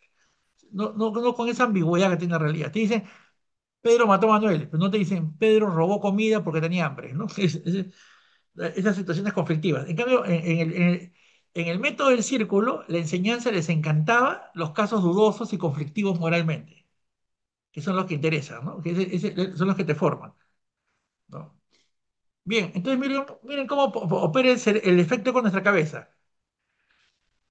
En la televisión peruana aparece un día que un paradero se cae encima de dos personas en una avenida que se llama Grau, ¿no? Que es una avenida larga, y, y sale esa noticia. Paradero se desploma encima de peatones, 4 personas heridas tras caída de paradero en Cercado de Lima. No hay mantenimiento adecuado. Paradero se desploma encima de peatones. Muy bien. Entonces, luego de esa noticia negativa, miren, se cayó, grabó, dicen, ¿crees que se da mantenimiento adecuado a los paraderos de la vía pública? Hacen una encuesta. Y obviamente la encuesta dice que no. Entonces, el efecto atmósfera opera igual en el silogismo. Digo, 4 personas heridas tras caída de paradero. Pedro mató a Manuel. Igual, un hecho negativo, reprochable. Si existe un paradero, es para proteger a los usuarios. Esa es la regla. Aquel que mate a otro merece pena de cárcel y podemos agregarle, no es bueno matar a las personas, ¿no? ¿Crees que se da mantenimiento adecuado? ¿Crees que Pedro merece pena de cárcel? Eso es lo que opera en nuestro cerebro. ¿Qué creen que va a salir? ¿Sí o no? Obviamente ya está. El silogismo organizó la información para que lo más natural en nuestra cabeza sea decidir que es culpable, sin duda alguna. Y este es un procedimiento parecido al que se usa en las votaciones manipuladas. Por ejemplo, ustedes ven aquí una votación hecha en Austria cuando se pide la anexación de Austria a Alemania y que Hitler sea el gobernador de Austria. Entonces, el sí se magnifica y el no se desaparece. ¿Ya? Y ustedes, o sea, cualquier cambio en la cantidad de información a favor de la condena o de lo que te interesa va a hacer que la persona opte por esa información. O sea, nuestro cerebro, el efecto atmósfera hace que prefiramos lo visible, prefiramos lo que aparece y olvidemos lo menos visible y lo que menos aparece. Aquí tienen la cédula de votación de unas elecciones de Italia con Mussolini, igual también, puso bonito, con los colores de Italia, el sí, y los colores de un cartón, el no, ¿no? O sea, él iba a ganar de todas maneras, porque acá hay un efecto atmósfera. En las elecciones que hubo en Chile para el referente de Pinochet hubo parecido, ¿ok? Entonces, nuestro cerebro va, en el caso del ejemplo de Atienza sobre el juez que comete prevaricato, la inteligencia artificial encontró 5 falacias y 3, 4, 5, 6, 7 sesgos que hacen que nosotros aceptemos sin crítica el silogismo y creamos que es válido. Ahí está el problema. ¿Pero por qué? Ustedes me dicen, ¿pero qué problema tiene? Es que acá hay un asunto. ¿Dónde está el error acá? Donde no hay prueba ni refutación. Acá tampoco hay prueba y refutación, acá no hay prueba y refutación, acá no hay prueba y refutación. Es decir, acá la experiencia ha dicho, oye, mejor ve 80 kilómetros por hora, respeta la regla de tránsito, te vas a matar. La experiencia que ha dicho, no te acerques a los hisopos. La experiencia que ha dicho, cumple tu receta. ¿Y aquí qué ha enseñado la experiencia con los silogismos? Que necesitan prueba, narración y refutación. Si nuestro cerebro lo va a hacer, se va a lanzar, va a atacar. Ese es el problema. Y va a defender a muerte la conclusión negativa. ¿Ok? Bien. Ya son las 9 y no quisiera cansarlos más. No sé si me permiten continuar. ¿Cómo están los ánimos? O mañana seguimos 10:30. O me permiten enseñarles el efecto eco, el efecto eco, para terminar un rato, redondear el día. Perfecto, doctor. Adelante, por ¿Qué me favor. dicen? Adelante, por favor. Sí, Ya, un adelante, doctor. ratito que Adelante, doctor. tengo que hacer una,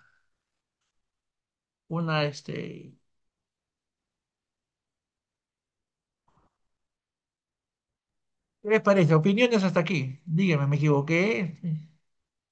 ¿No? Ese es- Lo bueno que la inteligencia artificial, si la sabemos utilizar, nos va a ayudar a corregir nuestros errores de percepción que tenemos de primera vista. O sea, hay una serie de prácticas que podemos eh, delimitar de manera y comprender, ¿no? Nosotros de manera muy práctica con la inteligencia artificial. Es buenísimo para eso, ¿no? Bueno, el efecto eco. Les voy a explicar cómo es el efecto eco. Yo luego de analizar pues, esos silogismos largos, como el donde dice que el oso causa normalmente molestias, eh, es un animal salvaje, ¿no? Causa molestias, ¿no? Un animal salvaje. Encontré que según la psicología eso se llama el efecto eco, es decir, la repetición de ataques hace que aceptemos el ataque. O sea, moldea nuestra decisión. Entonces, por ejemplo, acá ustedes tienen la boleta de elecciones de Maduro, donde aparece 13 veces, y mucha gente va a aceptarlo por la repetición. Acá tienen otra reflexión que hace Alexi en un silogismo largo, donde trata de interpretar la norma que dice el que comete homicidio debe ser sancionado y pone el que traiciona o mata a una persona, el que a sabiendas toma ventaja o descuido de la víctima y en situación de indefensión para matarlo, el que mata a una persona mientras duerme en ausencia de cualquier precaución que pueda tomar la víctima, toma a sabiendas, el señor ha matado a una persona, el señor debe ser sancionado. Acá comete homicidio, traición, asesinato, a sabiendas, toma ventaja, matarlo, asesino. O sea, estos son etiquetas, ¿no? Y es como cuando dice Mussolini, vota por mí, sí, sí, sí, sí, sí, sí, ¿no? La propaganda repetitiva. Bien, ¿qué ocurre? Como señala la psicología, la repetición aumenta la creencia en afirmaciones falsas. O sea, este efecto de verdad ilusoria se produce con muchos tipos diferentes de afirmaciones, por ejemplo, trivialidades, titulares de noticias, anuncios, e incluso cuando la afirmación falsa contradice el conocimiento previo de los participantes. hay muchos estudios sobre este efecto que le llaman la repetición y los comerciantes lo llaman el efecto eco. Dice, para ventas basta 4 veces y ya le lavaste el cerebro. Y es cierto, o sea, imagínense, en toda Latinoamérica hemos estado enseñando a los jueces a que hagan este tipo de silogismos largos, repitiendo insultos y etiquetas para condenar usando el efecto eco. Y en mi libro Argumentar es comparar, muestro cómo en la historia se ha usado esto. ¿Quién usa el efecto eco en las sentencias? El Tribunal Revolucionario Francés, por ejemplo, cuando condenó a más de 15.000 personas a muerte sin pruebas. ¿Quién usa el efecto eco? Las sentencias de los jueces nazis más crueles que han sido condenados por el Tribunal Internacional de Nuremberg. Tienes al juez Rotaj, que tenía una sentencia contra Leo Katzenberg, que fue un judío anciano que acusado de tener relaciones sexuales con una mujer cuando él tenía como 95 años, y le dice judío sifilítico, judío sifilítico, judío sifilítico, judío sifilítico, judío sifilítico, 40 veces. Y ahí está. Ese es el resultado. Estamos sucediendo un procedimiento, y si en el primero usamos el efecto de atmósfera, acá usamos ataques. Y eso no puede ser razonable, pero dicen, este es un método razonable, en abstracto. Y si le preguntan a la inteligencia artificial, ponen el ejemplo de Alexi, de Engis, de Atienza, que tengan esta estructura de aparente interpretación, se pone en internet, en la inteligencia artificial pregunta, ¿se comete el efecto eco? Y te va a decir que sí se comete el efecto eco, porque se hacen etiquetas que reiteran la misma información sin aumentar el contenido fáctico, dan apariencia de tener contenido, pero solo son sinónimos y evita que busquemos pruebas. Nos está engañando, ¿ok? Ese es el problema del efecto eco. Y el otro problema es la negación del antecedente. Pero sí la negación del antecedente, ¿qué significa? Que cuando Beccaria dijo, del silogismo saldrá la condena o la absolución, era porque no sabía lógica. No se puede absolver con un silogismo, porque se comete la falacia de la negación del antecedente. ¿Qué significa eso? Por ejemplo, si yo digo, si llueve, cojo el paraguas. Pero si no llueve, no significa que no coja el paraguas, porque lo puedo hacer por otra razón. Si si tomo veneno me moriré, pero si no tomo el veneno, no significa que no vaya a morir por otra razón. Entonces, las estructuras condicionales solo tienen valor cuando ocurren. Si no ocurren, no hay razonamiento. Y Engels se dio cuenta de eso, por ejemplo, y él dice, si volvemos a la formulación hipotética, la simple negación de la subsunción no genera en absoluto un razonamiento. Te pone este ejemplo. Si alguien mata a una persona intencionalmente con saña, debe ser condenado a muerte. A no mató a X intencionalmente, sino solo por negligencia o sin culpa, o no lo hizo con saña. Pero, entonces, ¿qué? ¿Qué sigue? ¿Cómo justifico? Entonces, ¿qué hace English? Plantea ese silogismo. Si alguien mata intencionalmente con saña, si alguien no mata, a no mató, a no debe ser. Entonces ya no tenemos tres pasos, sino uno, dos, tres, cuatro. ¿Ok? Dos contradictorias. García Amado trata de resolverlo de esta manera, con un silogismo largo, y se lo dejo para que lo lean. Un, dos, tres, cuatro, cinco, seis, siete, con dos premisas contradictorias. Más premisas contradictorias. Muy bien. ¿Qué pasa?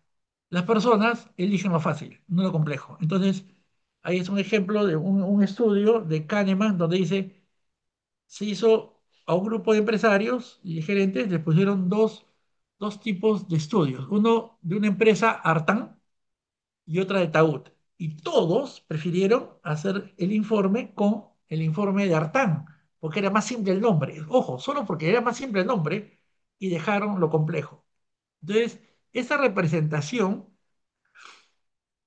compleja, lo complejo, lo huimos de lo complejo. Entonces, tal vez puedan ser buenas o malas, esas representaciones que hacen los para tratar de incluir la absolución tienen una complejidad que contradice la simplicidad de la condena. Entonces la gente va a preferir condenar. Nuestra forma de pensar. Para eso hay modelos que nos obligan a analizar pese a la pereza, y uno de ellos es, por ejemplo, el modelo de Toulmin. Entonces aquí puedo representar una absolución utilizando el modelo de Tulmin, donde el detonante es la refutación que demuestra que hay un error en la acusación. Eso lo vamos a ver mañana a través de esos modelos, que es el modelo de Tulmin, el modelo de Emeren, y cómo representar en nuestra cabeza otros modelos alternativos y su justificación, que ya quiero que lo tengan bien. Mañana les voy a explicar esa parte porque es casi parecido a poner octógonos y decir, oh, eso está bien, pero por si acaso falta esto, ¿no? Entonces, vamos a ver eso mañana con más tranquilidad, porque vamos a comenzar a las 11 y van a estar más despejados y van a poder comprender esa parte, cómo Occidente ha ido de nuevo creando métodos para tomar decisiones, oyendo las refutaciones y las historias, porque sí es importante tenerlo desde el comienzo. No es algo que Ahora, ¿qué pasa? Cuando dicen, oye, ese silogismo puede tener justificación externa, pero ya por su propio peso, si solo es condenar, voy a buscar toda la información a favor de la condena. Tendría que hacer la operación a la vez, condenar y absolver. Es que quiere decir, tengo que hacer la justificación externa y la refutación externa, algo de lo que no te dicen. ¿Ok? Ese es el tema.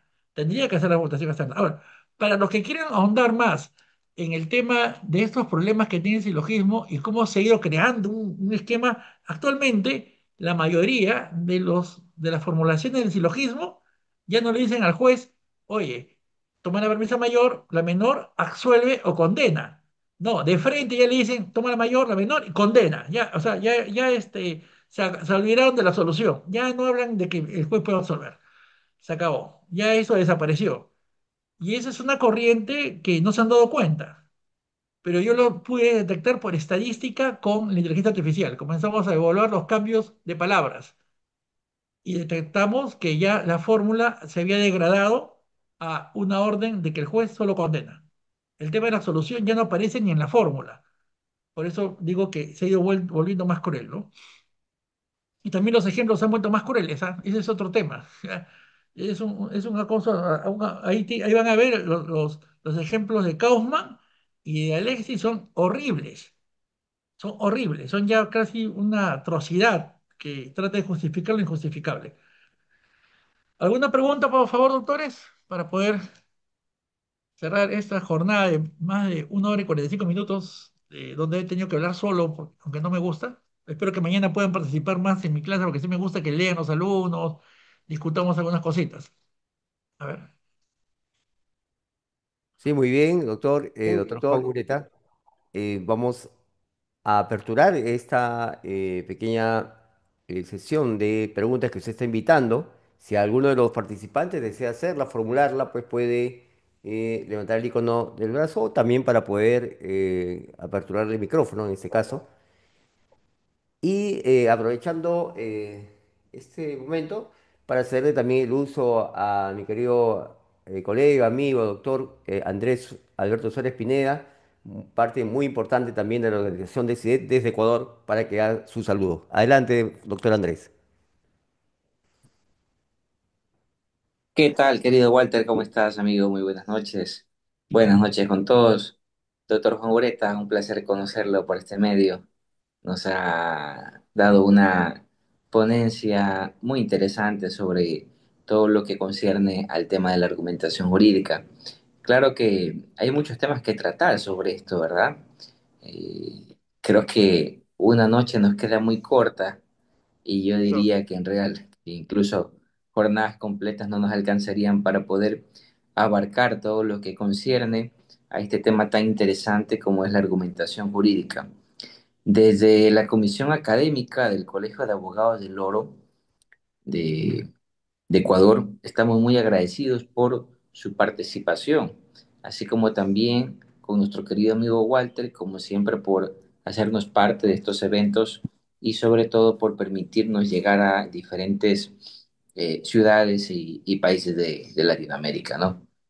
Bien, yo creo que es importante que todos quienes nos hemos conectado el día de hoy en esta tarde y noche académica, tengamos presente que la argumentación jurídica como una herramienta indispensable e imprescindible de todo abogado litigante debe estar siempre orientada y relacionada bajo mi concepto y desde mi punto de vista muy personal, creo que en tres esquemas muy puntuales, o más bien en un solo esquema que estaría compuesto de tres aristas, que vendría a ser la doctrina, la normativa legal vigente y por supuesto la jurisprudencia.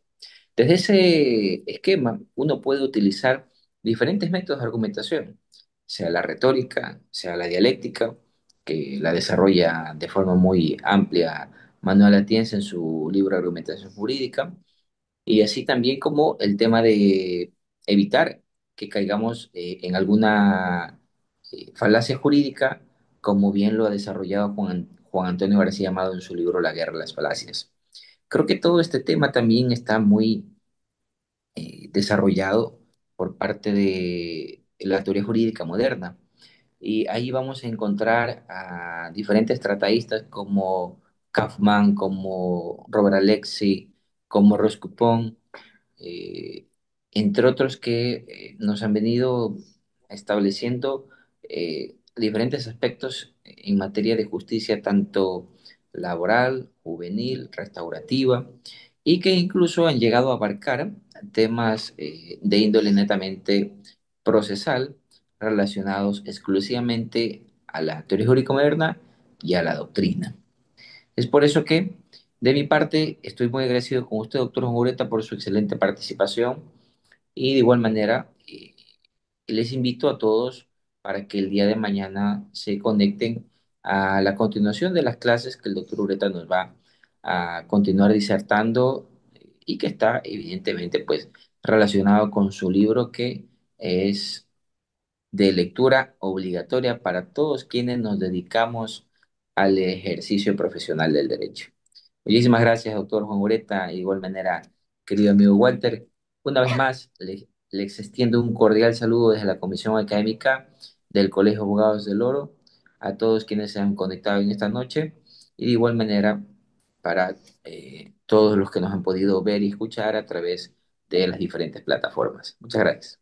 Muy bien, muchísimas gracias, estimado doctor Andrés Mm. Suárez Pineda, por este saludo. Bueno, usted forma parte también importante, a mi querido amigo Andrés, de todas estas labores que hemos estado realizando durante el año 2025 a través de diversos eventos académicos, certámenes internacionales, donde el Colegio de Abogados del Oro, al que representas, y también la Universidad Técnica de Machala, ¿no? En esta hermosa ciudad de Ecuador y los amigos también de Guayaquil, de Quito, tenemos tantos amigos ahí mandándoles saludos y sabemos que están también ahora conectados y participando de este importante curso internacional, que es una de las actividades que nosotros acariciamos con uno de nuestros proyectos a principios de año, pero por diversos motivos, sobre todo que tienen que ver con la agenda de nuestro maestro y director de este curso, el otro Juan Ureta Guerra, pues él está, luego de los lanzamientos de sus últimas obras, sobre todo el último, Argumentar es comparar, y ha tenido una inusitada y vertiginosa secuela de conferencias, invitaciones, ha hecho que un poco, pues nos ha impedido tenerlo con nosotros antes, pero por fin se logró antes que acabe el año, doctor Juan, y eso es lo más importante. Nosotros, antes de darle pase para que usted se despida de sus alumnos, vamos a indicarles y recordarles a todos los amables participantes de los diversos países que, y si me permiten, vamos a mandarles y los hemos mandado también por el chat de esta plataforma y también lo vamos a hacer a hacer a través de todos los grupos en todos los países donde se elabora. Los módulos son 8 en total y van a darse en 4 sesiones. La primera ya ha sido el día de hoy, donde hemos visto el primer y segundo módulo. A partir del día de mañana, sábado 8 de noviembre, esta hora es hora referencial, ojo, es una hora de Perú, Ecuador, Colombia y Panamá. Sin embargo, hay que adecuarla a la hora de sus respectivos países, ¿no? Por ejemplo, a partir de sería a partir de nosotros estamos quedando con el doctor Juan, que se va a desarrollar a partir de las 11 de la mañana, hora de Perú, Colombia, Ecuador y Panamá. Entonces, en el caso de Centroamérica, sería a partir de las 10 de la mañana, estamos hablando de los hermanos amigos de Guatemala, de México, de El Salvador, Nicaragua y de Costa Rica. Para el horario de las 12 del mediodía, para nuestros amigos y hermanos de República Dominicana, de Venezuela, de Cuba y Bolivia, a partir de la 1 de la tarde para Argentina, Uruguay, Paraguay, Brasil y Chile. Y ya por tarde, 5 o 6, para nuestros hermanos de Europa, nuestros amigos latinoamericanos que viven en España, en Italia y Portugal, y también para nuestros docentes de España que siempre participan activamente en las actividades IDET, para ellos también a partir de las 5 o 6 de la tarde. Entonces, no se preocupen porque vamos a informarles para que nadie se quede o se les pase el horario de mañana, que es un horario diferente a los horarios que nosotros manejamos de lunes a viernes, porque por ejemplo las sesiones del día 13 y 14 de noviembre, que son la próxima semana, vamos a volver a este horario, ¿no? Este horario de la tarde-noche. Así que también para todos aquellos que luego deseen volver a ver esta clase tan estelar, tan importante que nos ha desarrollado el doctor Juan Ureta Guerra, le vamos a también enviar el enlace donde ustedes podrán ver la grabación inmediatamente termine esta sesión por nuestro canal de YouTube CIDE-TV. Ahí van a poder volver a ver todo lo que ha desarrollado el doctor Juan Ureta Guerra en esta jornada y en todas las jornadas, ¿no? Y también posteriormente compartiremos los materiales de estudio que gentilmente nos proporcione nuestro docente principal, el doctor Juan Ureta Guerra. Bueno, antes de despedir esta jornada, le damos el uso de la palabra al doctor Juan Ureta para que haga también su último mensaje de despedida. Adelante, doctor. Bueno, primero quiero agradecer al doctor Andrés Suárez por tan gentiles palabras. Mire, yo sí, hay que tener plasticidad mental y practicar varias cosas. Vamos a tener tiempo. Yo agarré a la iglesia, he hecho que la inteligencia artificial, digo, bueno, vuélvete un deductivista, hazme un sistema deductivo de las reglas de hipoteca. Soluciona un problema con eso. Ahora usa la narrativa y casos, o sea, nos puede ayudar a tener plasticidad mental. Y de uno u otro nos puede salir la solución. Ese es el tema. Entonces, especialmente para los casos complejos. Entonces, lo que me ha permitido a mí esta experiencia que he tenido es poder, digamos, saber cuáles son las preguntas indicadas y explorar cosas que corroboran lo que yo había percibido anteriormente y realmente me da gusto que permita que más personas puedan alcanzar muchas cosas no es fácil tenerlas a mano o es también cansado hacerlo. No es tan fácil también, porque sí, es bien arduo, más aún que estamos hablando de personas que trabajan, y imagínate, luego de una jornada de trabajo que le vengan a decir, oye, ¿sabes qué? Tienes que cambiar tu chip. Eso es difícil, no hay manera. Yo he trabajado mucho con adultos y es bien, bien difícil, es bien cansado. Entonces, sí, muy respetuoso, trato de ser didáctico. Entonces, la inteligencia artificial les voy a enseñar a hacer comparaciones, a hacer indagaciones, a hacer escrutinios que va a hacer que su cerebro se agilice. ¿Y cuál es lo bueno? Si las cosas que yo tardaba años o meses en darme cuenta, ahora se consiguen en un segundo, entonces van a poder explorarlo, compararlo y van a poder avanzar más, hacer mejor justicia. Van a tener más tiempo para ver pruebas, para analizar doctrinas, van a poder sistematizar mejor. La mayoría de los software que están utilizando ahorita para mejorar la justicia se basa en la gramática. Y eso está mal, o sea, no es suficiente, pues. El punto y coma, los párrafos un adorno, pero necesitamos nosotros el pensamiento crítico y que nos ayude a potenciar. Entonces, muchas de estas cosas que las digo no las vas a encontrar en el libro porque son investigaciones que he venido haciendo de manera muy seria. Y les puedo decir que hay mucho por hacer. Ya hay los elementos y la IA, inclusive ahorita me está ayudando a hacer estadísticas y ya podemos, como le digo, hacer hasta predicciones de qué error se va a cometer en el próximo juicio, ¿no? Conforme al estándar, porque es una especie de error sistémico. Entonces, el asunto es aprender a frenarlo en tiempo real. en tiempo real, ¿no? Para que no haya esos juicios de 8 años, 10 años y vayamos quitándonos eso. Eso tiene una historia. En mi libro lo muestro esa historia de cómo el debate crítico volvió a aparecer inclusive en el mundo anglosajón y fueron los estudiantes los que lo hicieron. Así que, doctores, mañana nos vemos y espero poder ayudarlos a que, como le digo, mi curso más largo, que están invitados a participar y obviamente con un trato preferencial tengo que hacer a todos los de esta red, es que vamos a aprender a usar la inteligencia artificial como una herramienta de trabajo, como su mejor profesor y su mejor canal de actualización para que puedan potenciarlo. No es tan difícil. El problema es practicarlo, practicarlo, practicarlo hasta que uno se da cuenta de lo que está en juego y olvídese. es, de hecho, que todos los que han escrito algo sin inteligencia artificial hasta el día de hoy se han equivocado mucho en muchas cosas. Así de simple, todos, ¿ah? Incluido yo.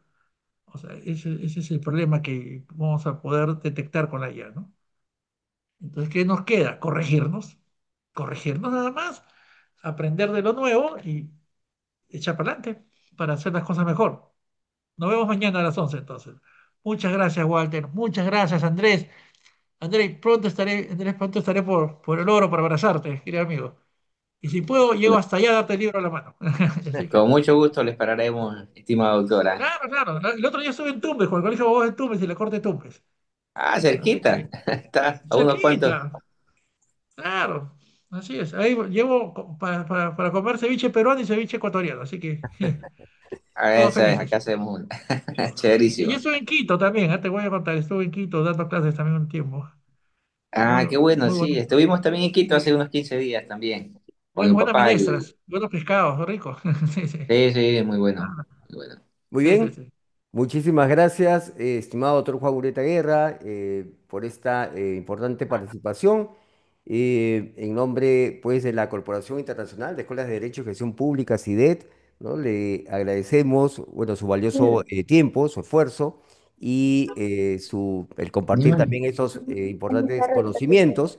Y hacemos la invitación a todo el Pleno y para que el día de mañana nos acompañen en la tercera y cuarta o módulo, que sería la segunda sesión de este curso Taller Internacional en Argumentación Jurídica, Razonamiento Probatorio e Inteligencia Artificial, que se va a prolongar además hasta el día jueves y viernes de la próxima semana. Entonces, en nombre de la Corporación Internacional de Escuelas de Derecho y Gestión Pública y del grupo de maestros y maestras internacionales conformado por 500 destacados catedráticos y magistrados de 20 países, pues los invitamos a que continúen con este curso internacional y con todas las actividades que le propone la Corporación Internacional de Escuelas de Derecho y Gestión Pública. Se despide usted, Walter Ceballos Arango, director académico de la misma, y les reitera la invitación para el día de mañana. Muchísimas gracias, muy buenas noches. Gracias. Gracias, que pase bien. Nos vemos mañana. Chao, chao. Chao, doctor.